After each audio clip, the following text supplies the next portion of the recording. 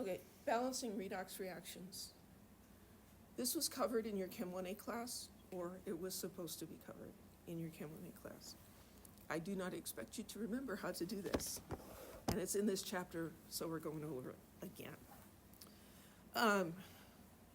So oxidation and reduction have to do with the movement of electrons.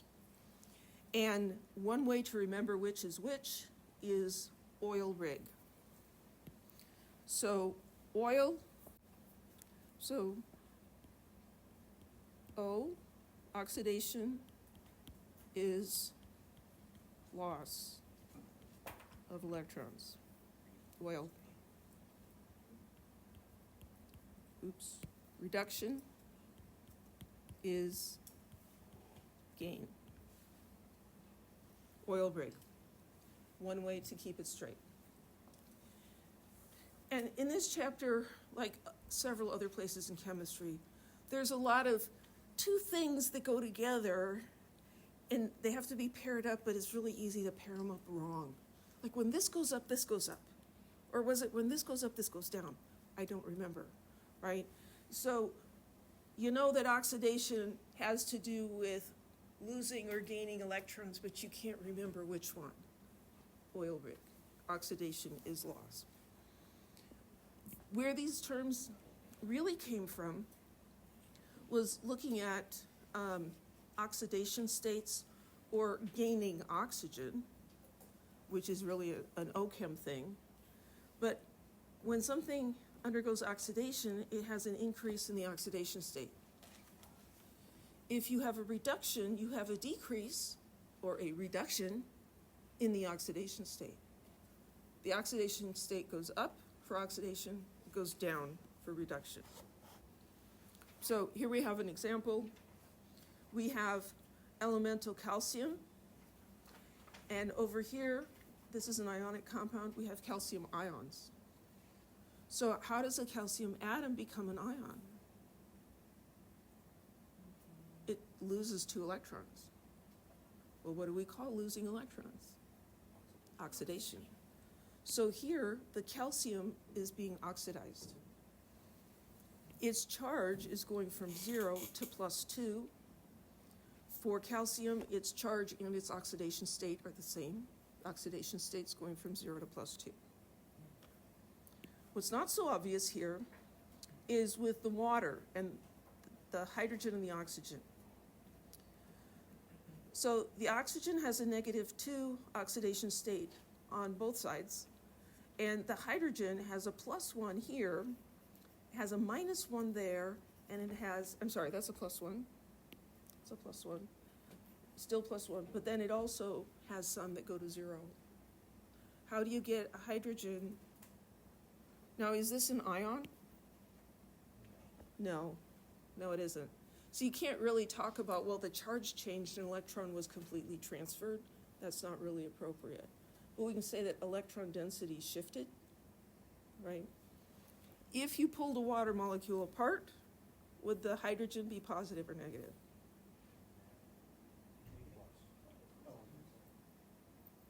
You'd have H and OH. Which one's plus? H plus and OH minus, right? If you force them apart. So the oxidation state of hydrogen here is +1. It's not actually a charge, but it's really a lot like a charge. Over here, it's 0. So the oxidation state went from a high number to a low number, and that's reduction. Okay. If you have oxidation, you have to have reduction. It's a little bit like buying and selling. If you don't have a buyer, you can't sell anything, right? And if there's nobody to sell something, you can't buy it. So if I buy something, someone else has to be selling. So if there's oxidation, there's corresponding reduction. When we balance an equation like this, the mass has to balance, and that's what we focused on in Chem 1A, counting the number of atoms. So here's a calcium atom and a calcium atom. We count them all up, same number on each side. That's called mass balance. The charges also have to balance. Okay. In this thing, it's not obvious, what things are having charges, but it does balance. This calcium is losing 2 electrons, and here we have 2 hydrogens that are each gaining 1 electron. So the number of electrons lost by one thing has to equal the number gotten by another thing. So we're going to learn the half reaction method of balancing redox reactions. Some redox reactions are simpler, and yeah, you can balance them just by looking at them. Some of them are not. Like, how did you like that permanganate equation in experiment 26? You had to balance the equation. Was that fun? No, that's a redox reaction. Makes sense. Which is the same redox reaction that you used in your Chem 1A lab practical. So if you had your lab notebook or your lab manual, you could just go back and look at it. You've got it written down somewhere. Anyway, we're going to learn how to do that.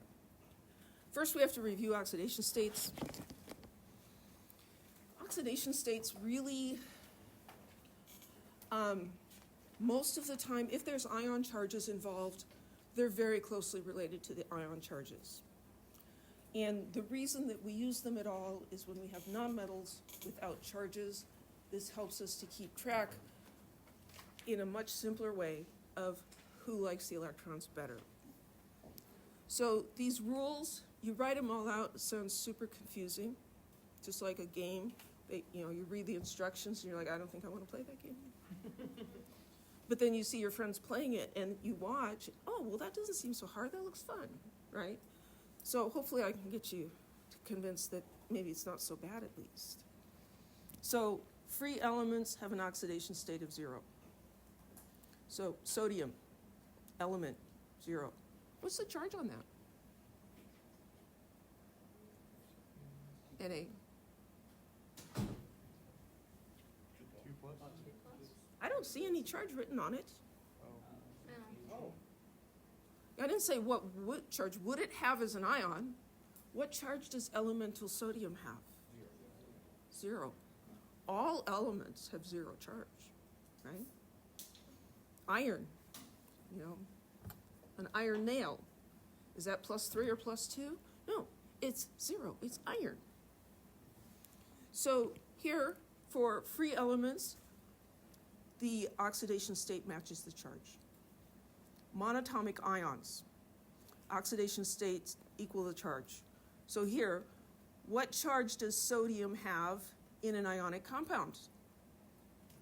+1.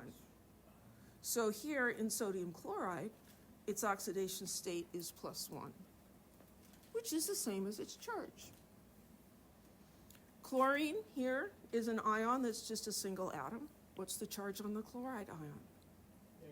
-1. And so chlorine has an oxidation state of -1. Again, matching the charges. Some of the oxidation states in a compound is neutral, has 0 charge overall. All of the parts of the compound, their oxidation states have to add up to 0. If you have a neutral molecule, like H2O, does it have a charge on it? No. All the oxidation states have to match the charge on the thing, which is 0. It has to add up to 0. What about a polyatomic ion? NO3-. It's got more than 1 atom in it. So the nitrogen and the oxygens have different oxidation states, but they have to add up to the overall charge. So here, nitrogen has a +5, just because I'm telling you it does, and oxygen has a -2, which is what it would do if it was an actual ion, but it isn't. So you've got a 5+ from the nitrogen, you have 3 -2s, you add those up, you get -1. Okay?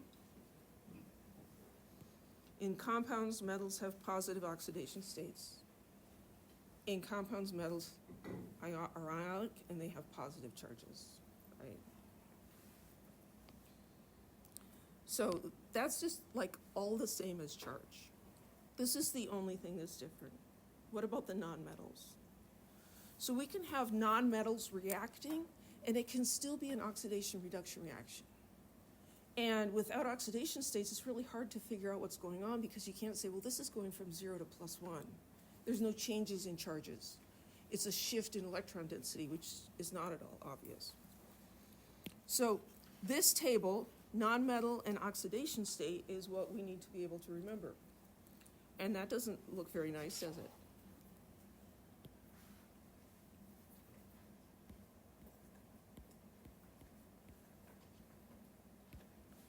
Have you ever been to Pho 76? It's a restaurant here in Fresno. And pho, delicious Vietnamese noodles, right? Okay, so what if we just cut a little bit off of the P? Oops. Now it looks like an F, okay? And it says the sound of F, right? So Pho 76, can you remember that? Okay, so that is the key to this and to assigning oxidation states to nonmetals. So this is an order of priority. The way I think of this is we have to assign oxidation states to the nonmetals because they don't have charges.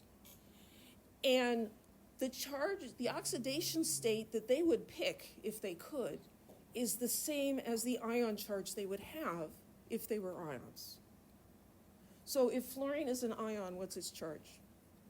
-1.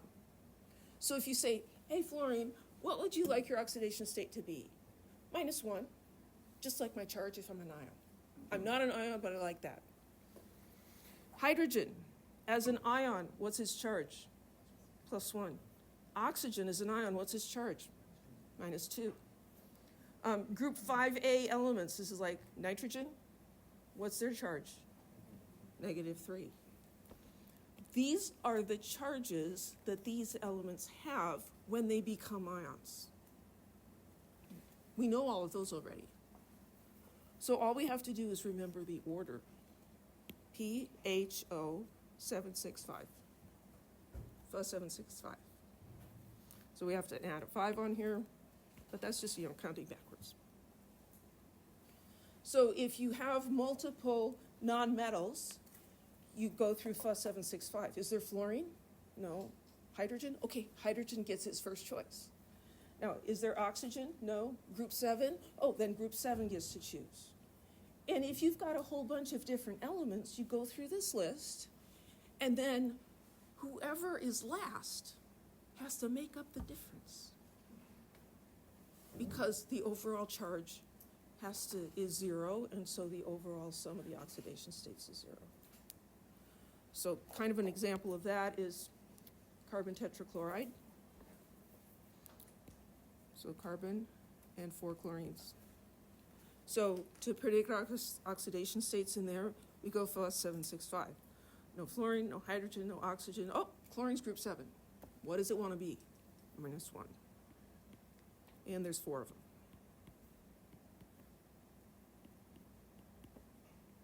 That's a neutral molecule. The charges have to add up to 0, which is the overall charge. What's the oxidation state for carbon? +4.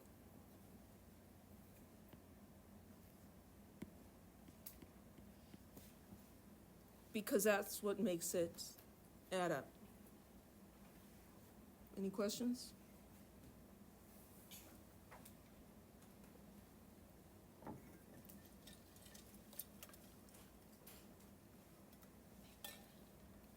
So these are the rules for balancing the half reaction method of balancing aqueous redox equations. The first step technically is to assign the oxidation states to all of the different atoms, figure out which one's being oxidized and reduced. It's really good to be able to do that. Can you balance the equation without doing that? Absolutely. There will be other places where you have to look at something and identify that thing is getting oxidized or this thing got reduced, right? But you don't have to do that when you're balancing. There's plenty of other stuff to do. So I'm just going to skip the first one. It's like, this is optional. because Mrs. K said so. Second step is to separate the overall reaction into two half reactions. You're going to look at your reactants, and generally they're going to give you two reactants, and so one is part of the first half reaction and the other is part of the second half reaction. Then you look at the products and you're just like, well, this one is the most like the first one. We'll put that as the product and the other one with the other. It's actually very easy to just separate it. We'll do several examples. After you make those two separate half reactions, you balance each of those separately. First, with respect to mass. This is regular balancing. How many carbon atoms on each side? How many hydrogen atoms? So you're going to balance everything besides hydrogen and oxygen. And then, to balance the oxygen, you may need to add something because there might not be any oxygen on the other side. So you're going to use water. This is an aqueous system. Are there water molecules around that could participate? Everywhere, right? So you're going to add H2O so that we can balance out the oxygens. And then you balance the hydrogens using H+. It's acidic, right? An acidic solution has H+ ions. So it looks like we're pulling H2O and H+ out of nowhere, but we're just taking them out of the solvent that is actually everywhere.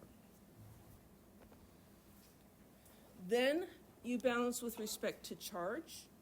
So you look at the sum of the charges on each side of the arrow for each reaction. The reactant charge and the product charge has to be the same, and it's not going to be. So you use electrons to balance that. So which side has a more positive charge? Well, put some electrons there until they're equal. They don't have to be zero, they just need to be the same. So you get that done. And now, so we've got two half reactions. One has electrons as a product, because it was an oxidation. The other one has electrons as a reactant, because it was a reduction. We want to add these together and have the electrons disappear. So we need to multiply the coefficients by numbers so that we get the same number of electrons for both of them.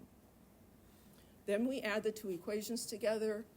The electrons cancel out, and sometimes other species do as well, and we get our balanced reaction. And then you should always verify. Check mass and charge. Okay.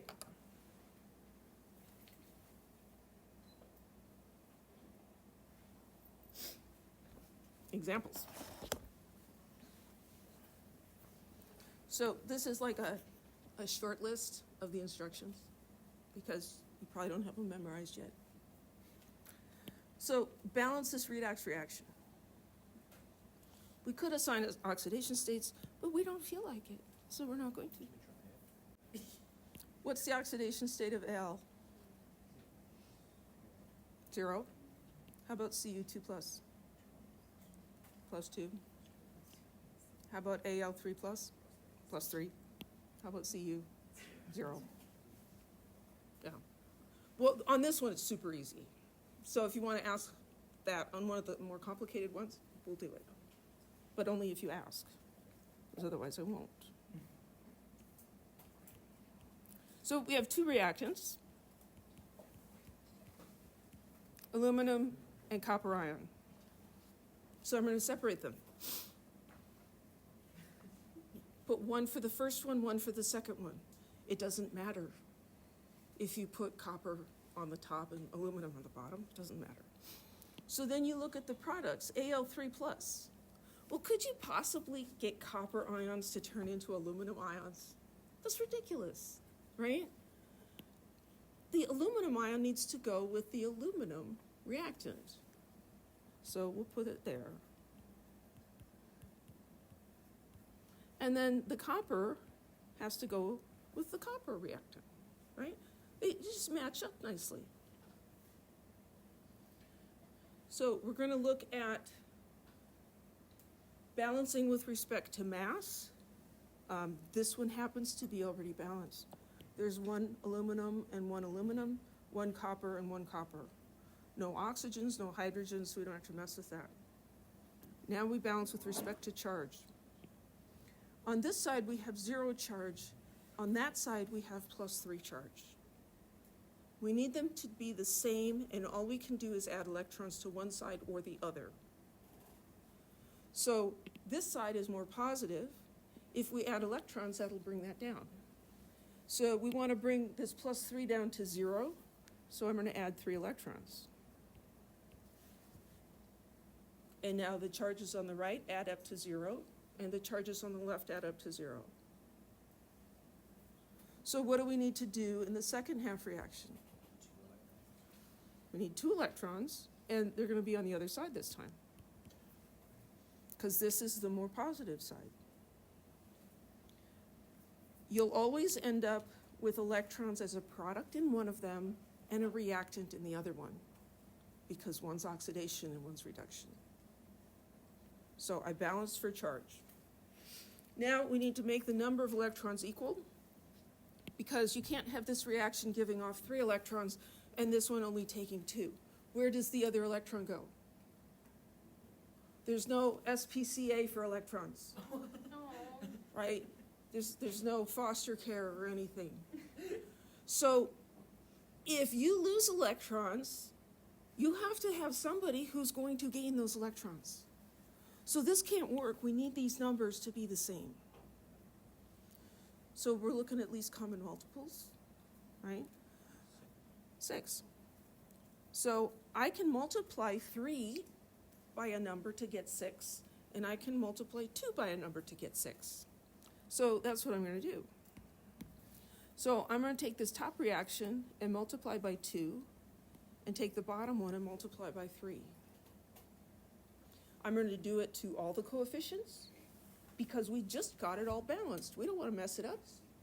If you double all the numbers, still balanced. So I'm just going to go through here and multiply by 2, multiply by 2, multiply by 2. The bottom one I'm going to multiply by 3. I like to write them over here because, especially when it gets a little more complicated, as I'm going through, I forget what number I'm multiplying by. And so I have to go back and look. Multiplying by 3, so this is 6, 3, and 3. Okay? Now we can add them together. I did not want to do that.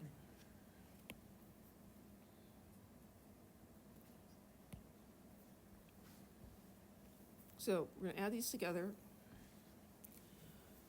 This one releases 6 electrons. This one uses 6 electrons. Those disappear. They don't show up in the overall reaction. That's always going to happen because we set it up that way. Why did we set it up that way? It's because that's how it actually happens. So now I'm just going to copy down what's left. The order doesn't matter. I tend to just keep them in the same order. But even mastering chemistry understands that if you switch the order, it doesn't care. 2 plus 3 is 5. 3 plus 2, also 5. Adding, doesn't matter. And 3 coppers. Whoops. Don't change the charges.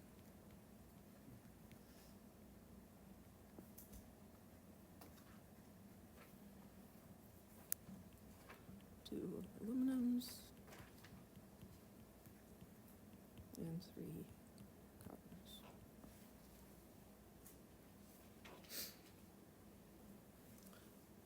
You could come up with this just by looking at this equation. But, you know, regular chem student looking at that would be like, well, it's already balanced. 1 aluminum, 1 copper. Done. Oh no, the charges have to be the same. And then you're like, kind of twisting your brain trying to figure out what to do. So this is the easy way. And when we get to more complicated things, it's really the only way. Any questions? Let's do another one. Hydrogen and chromium. These first 2 are really simple, then they'll get more interesting. So I'm not gonna, well, would you like to assign oxidation states, Brandon? Okay. What's the oxidation state for this one? +1. How about this one? 0. How about that one? 0. It's an element, right? It's an element. Also, what charge does that have? It doesn't have a charge, right? H2. There's 2 identical hydrogen atoms. They're going to share the electrons. You're not going to have one being positive and one negative. And then the oxidation state of this one, +2. Okay, so make 2 half reactions.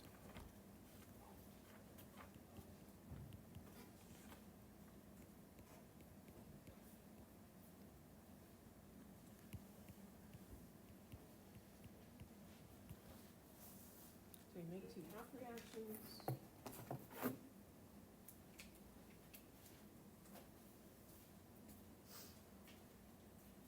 Balance for mass. The bottom one's already balanced. There's 1 chromium on each side. The top one's not quite, because we have 2 hydrogens on the right and only 1 on the left. So we can just put a coefficient of 2 in there, balance that. Then we balance for charge. So we look at this top half reaction. Over here we have 2 positive charges, and over here we have 0 charges.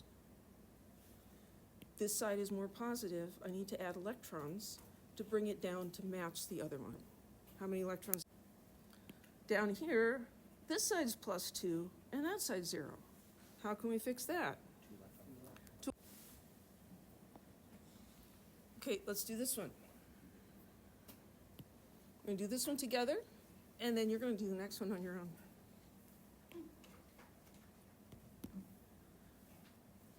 Two reactants. Just separate them. Iron is one of them, and permanganate ion is the other one. It really helps if you line the arrows up so you don't get things mixed up. And so here, pairing these up is really a no-brainer, right? Balance for mass. Oh, top one's done. Bottom one, we're supposed to look at everything but oxygen and hydrogen first. Manganese, one of each. That's great. We do oxygen next, because when you balance with oxygen, you change hydrogens. If you did hydrogen first, you'd mess it up when you did the oxygen. So you always do oxygen first. So this side went away. Just don't even know what's going on. On this side, we have 4 oxygens. And this side there's no oxygens. There's nothing to even put a coefficient in front of. Water. We had 2 waters, and then we realized, oh, that's not quite enough, and we had 4 waters. Because we were thinking about hydrogens, and then we were like, oh, no, it needs to be the oxygens. 4 oxygens, 4 oxygens. And we're not just pulling it out of nowhere. This reaction is literally swimming in water. So there's lots of water there. We just don't put it in if it's not participating in the reaction. So oxygen is balanced. Now we introduced a new problem. Now we have hydrogen to mess with. It's okay, we're going to use H+, also present in an acidic solution. So here I have 8 hydrogens. We balance the hydrogens with H+ ions. So I need 8 of them.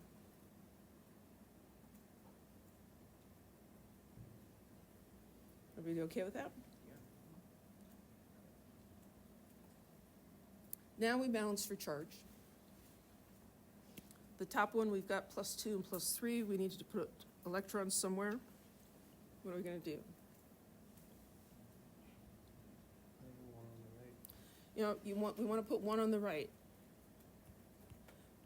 Some people can see that very easily. Other people struggle and tend to put the electrons on the wrong side, right? So if you struggle with this at all, figure out which is more positive the more positive side is where you're going to put the electrons.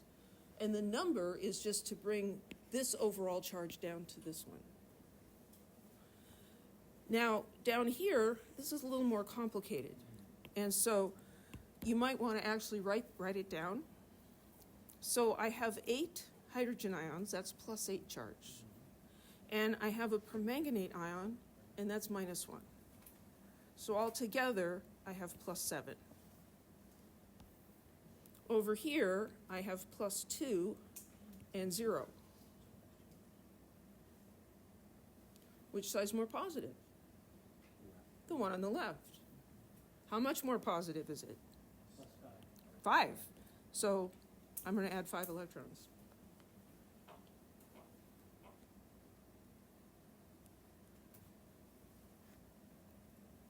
Any questions about that? We forgot to do oxidation states. Let's just do the MnO4. This one's kind of fun. Permanganate ion, MnO4 minus. What are the oxidation states of manganese and oxygen? That's the overall charge. So, like, well, we talked about just nonmetals. What about the manganese in there? Well, let's go with the list, the Fe765, oxygen. Oxygen gets to be what it wants. What does it want to be? Minus 2. Right? Oxide ion has a negative 2 charge, and there's 4 of them. The overall charge on this is negative 1. So what does the manganese have to be? Plus 7.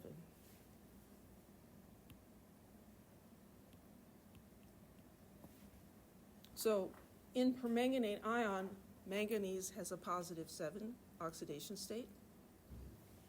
And then we see it turns into a plus 2 oxidation state. The oxidation state went down. That's the reduction. Reduction is gain of electrons. Here we have the oxidation state going from 2 to 3. That's going up. Oxidation. Oxidation is loss of electrons. That one's losing electrons.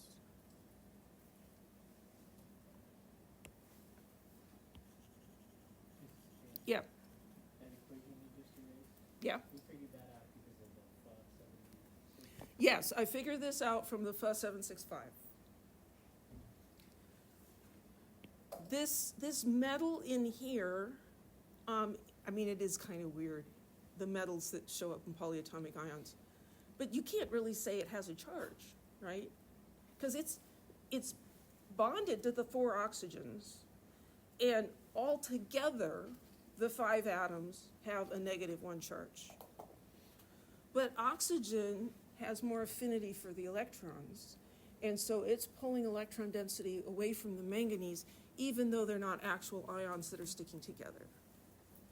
And so you could look at differences in electronegativity, and you could figure stuff like that out. But oxidation states is more of just a fast way of saying, oh, well, this one's minus 2 and that one's plus 7. It's made up.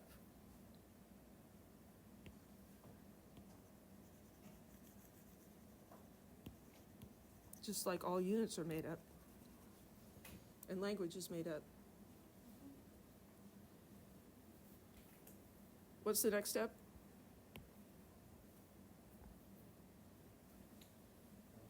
You've got it written on the slide above. Electrons, right? So this one has 5, and that one has 1. So I'm going to multiply this one by 5. 5, 5, and 5.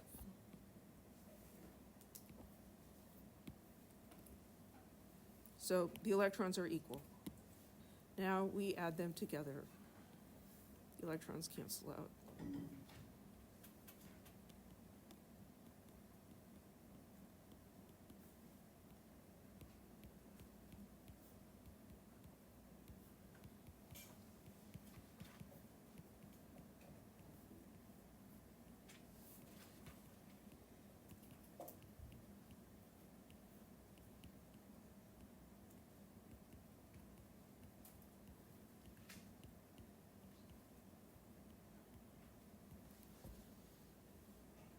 often doesn't fit very well on a page or a screen. If you go through and check all the charges, it adds up to the same on both sides. There's the same number of each element on each side. It's balanced. Questions? Well, we enter that into online. How would we enter that into the online homework or something? Mastering chemistry will probably make you type it out sometimes, which is super tedious. Guess who did super tedious stuff to make all these stupid slides? I typed that out. This, and it's not as easy as in mastering chemistry. You actually have to go and do superscript, subscript. It's a pain, but I did it. So you can do it occasionally.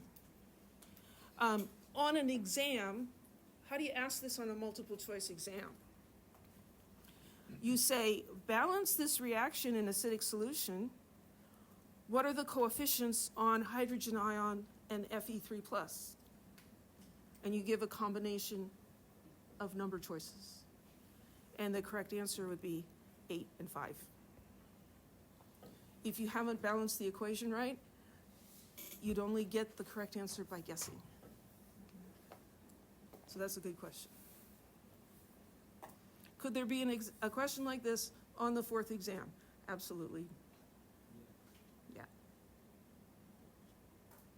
Can you pass the class if you can't balance redox reactions? Of course you can. Yeah. Okay, you guys do this one. I'm going to walk around. Grab me if you have questions. So that's the answer. Check your answer. Anybody have questions? I can leave it up there for a minute, yeah.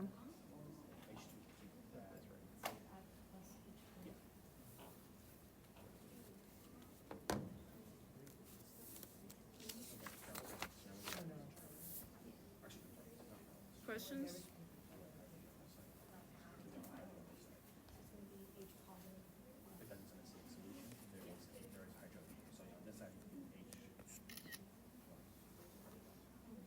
Yeah, that makes sense. Okay, so now the mass is balanced.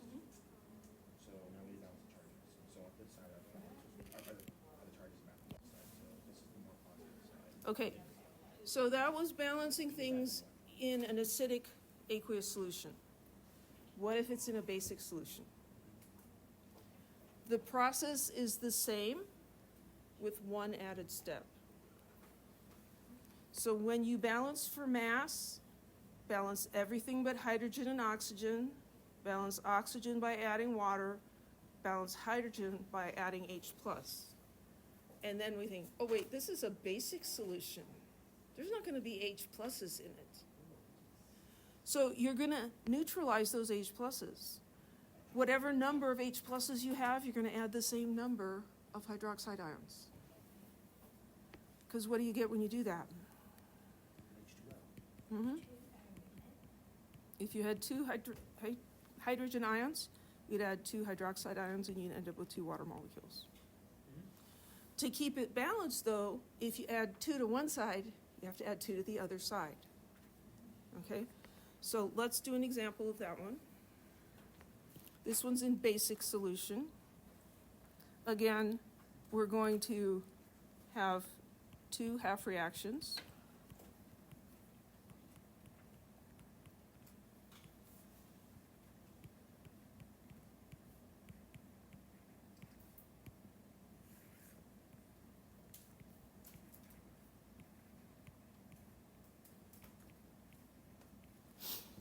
And we'll balance first for mass. So on the top, I need to put a 2 in front of the I-, so I have 2 iodines on both sides. In the bottom one, the manganese is already fine, but the oxygens aren't. I've got 4 oxygens here and 2 there. To get 2 more over here, what am I going to add? I'm going to add H2O. 2 H2Os. That brings the oxygen in that we need to balance it. That also introduces a problem with the hydrogen. So we've got 4 hydrogens on the right, So we're going to add 4 hydrogen ions on the left. And then not 4 OH. We will do 4OH, yeah. I'm just not really liking that 4. It's not a good looking 4. So this is where it's different if it's basic solution. We can't have hydrogen ions floating around. So we're going to add hydroxide ions to both sides to get rid of the hydrogen ions. So there's 4 hydrogen ions. I'm going to add 4 hydroxide ions. If I add 4 hydroxide ions to that side, I also have to add 4 hydroxide ions to this side. Otherwise, it isn't balanced anymore. When I have 4 hydrogen ions and 4 hydroxide ions, those make 4 water molecules. Everybody okay with that?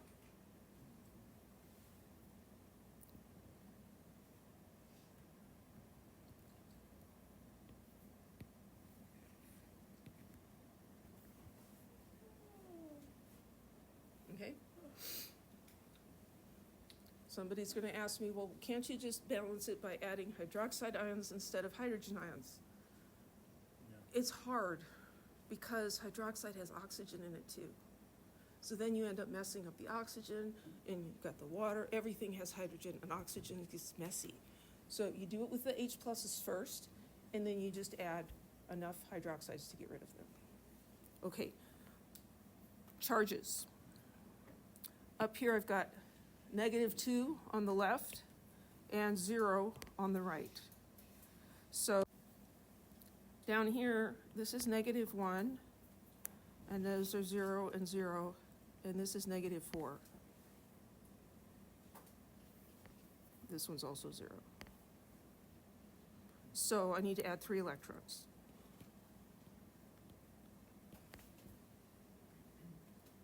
Okay? So balance for charge. Now we make the number of electrons equal. So the smallest number we can get that these are both a factor of is 6. So I'm going to multiply the top by 3. I'm going to multiply the bottom by 2.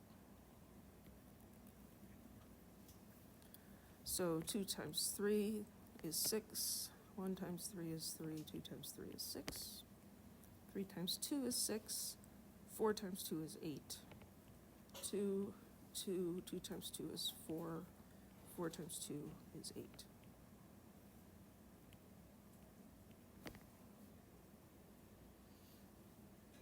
It's not hard math, it's really easy to mess it up.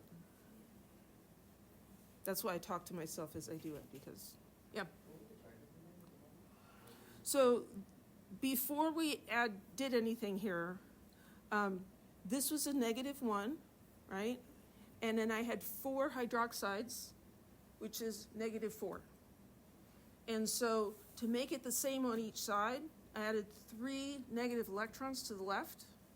So the 3 electrons and this made -4, which matched the -4 on the other side. Okay, same number of electrons. Now we can add these guys together.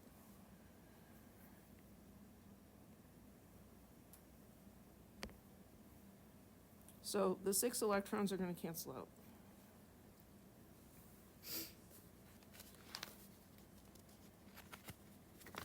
Now, in the procedure,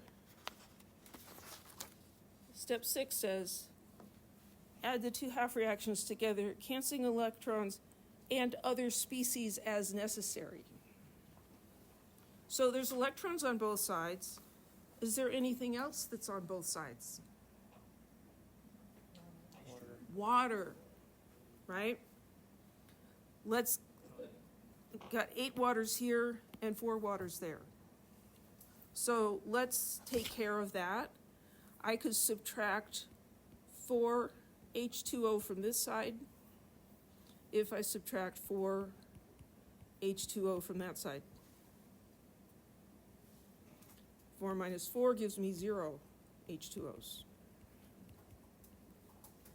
And over here, I got 4 H2Os. Okay? There's other ways to think of it. Yes? How many electrons do you add to the iodine? I added 2 initially Okay. because I had 2 negative ones over here.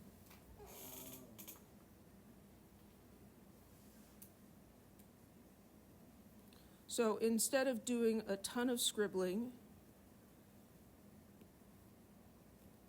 I'm just going to do some cutting. Whoops. So that's 4, because we did the math. And this one came out to be 0, so I'm just going to remove that entirely.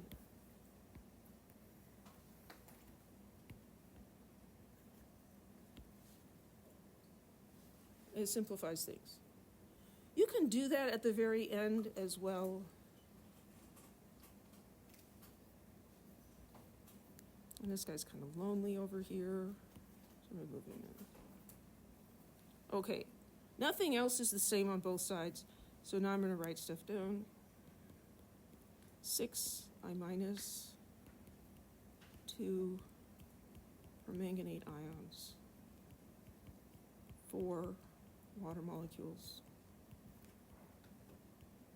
3 iodine atoms, or, well, iodine molecules, sorry.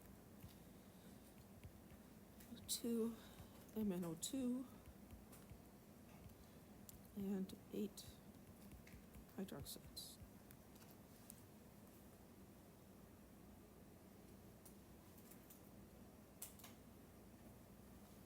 You gotta learn the acid one first. You learn the acid one, this is one more step. You try to learn this one first. Ugh. Any questions? Okay, do that one. Quite up. So what I've got here is I've balanced the 2 half reactions for mass and charge. I had 2 hydrogens, so I had to add 2 hydroxide ions. So that turns into 2 water molecules. Over here, I had 4 hydrogen ions, so I had to add 4 hydroxide ions. Turns into 4 water molecules. I also had to add 4 over there. Then we need to make the electrons equal 6, 6, 3, 3, 3, 6, 8, 2, 2, 8, 6. And then we can add them together. It's a mess.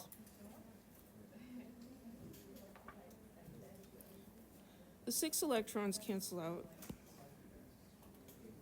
I'm going to write everything else down, though, because it's hard to see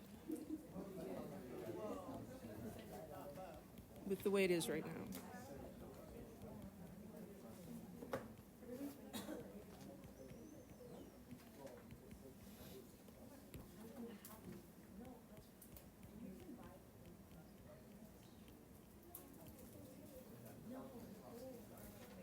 And that's going to go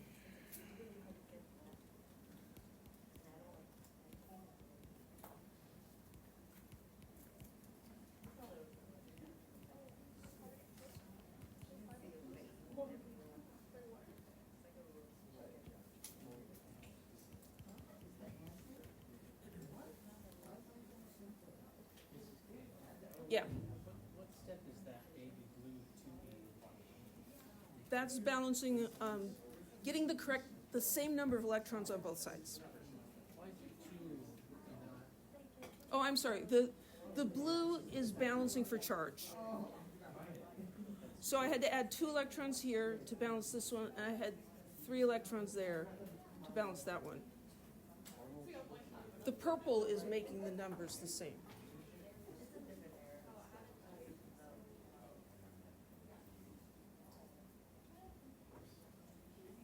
Yes?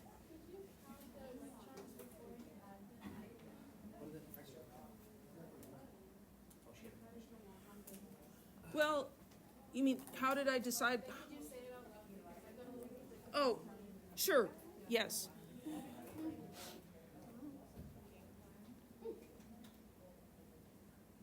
I'm going to try this.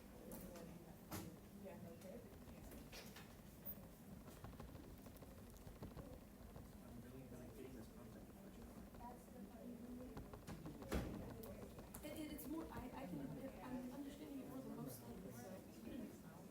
I like this. This is fun so far. Why are you pressing back 50 million times? Oh, they want you to go through the whole thing.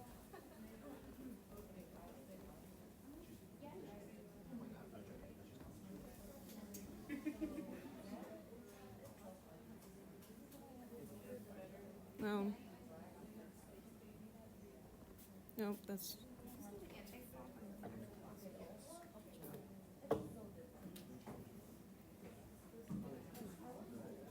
So it turns out I didn't go quite in order. I had hydrogen ions, and so I added hydroxide ions to make water, and I fixed that on both sides. I accidentally did the electrons before I did that up here, which actually caused kind of a problem because I had to think about it too much. But we've got water is neutral, and this has a -1 charge. Over here, I have chloride with a -1 charge and 2 hydroxides with a -1 charge. So a total of -3 on the right and only -1 on the left. So that's why I added 2 electrons. Is that what you needed to see? Yeah. So then down here, this is 4 negatives and another negative, so that's 5. And this is -2. So I added 3 more. Okay. Yeah. And, ooh.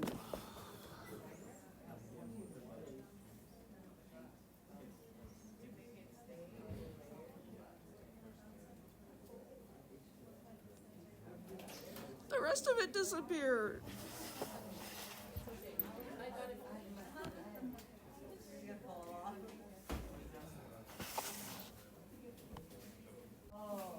So this is the end result. After combining hydroxides with hydrogen ions to make water. Okay. I told her to do it. And then canceling out waters that show up on each side, hydroxides that show up on each side, and then adding them all up together. That's the final result. Any questions? I could take a picture of it and send it to you. Okay. Yeah, you got it right. So just remember, you can go watch the video and fast forward back and forth through it as many times as you want.